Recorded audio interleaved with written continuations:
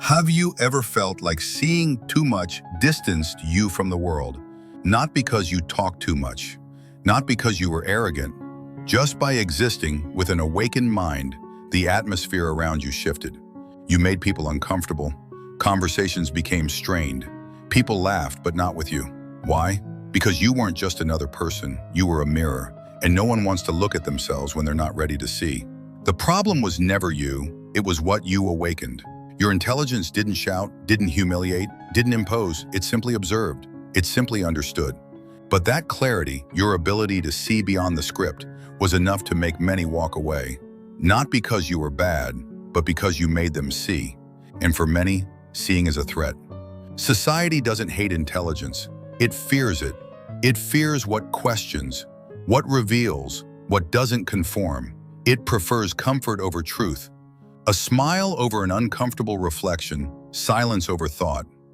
And so, intelligence is punished, not with shouting, but with silence. Not with open rejection, but with subtle forgetting. They look at you, but don't see you. They hear you, but don't understand. And you know what? That hurts.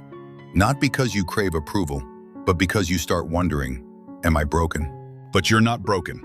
You're awake. What hurts isn't loneliness, it's lucidity. Your mind isn't a flaw, it's a lighthouse. And yes, shining a light in a sleeping world is irritating. But without that light, no one finds the path. Without those who see further, history doesn't move forward. Without uncomfortable questions, there is no progress. Without people like you, we keep dreaming instead of waking up. You know what's most ironic? Society punishes intelligence while you're alive and turns it into a statue when it's no longer inconvenient. Van Gogh was called insane, Hypatia dangerous, Turing a problem. They were all rejected in their time, not because they were wrong, but because they were right too early. And if you feel the same, maybe you're one of them too. Don't let the world dim you. Don't soften your voice. Don't hide just because you don't fit in. You don't fit in because you're made for a different kind of world. And that world, more awake, deeper, more real, needs people like you to be born. So keep going. Even if they ignore you, keep going. Even if they laugh, keep thinking.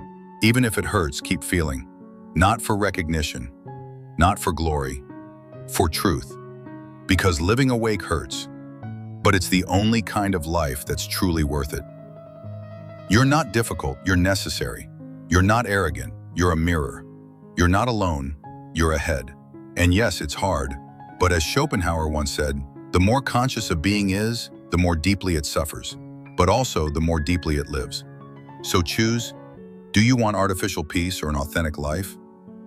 Because if you're going to be punished, let it be for being real. And if you're going to be remembered, let it be for waking the world. You're not the mistake, you're the signal.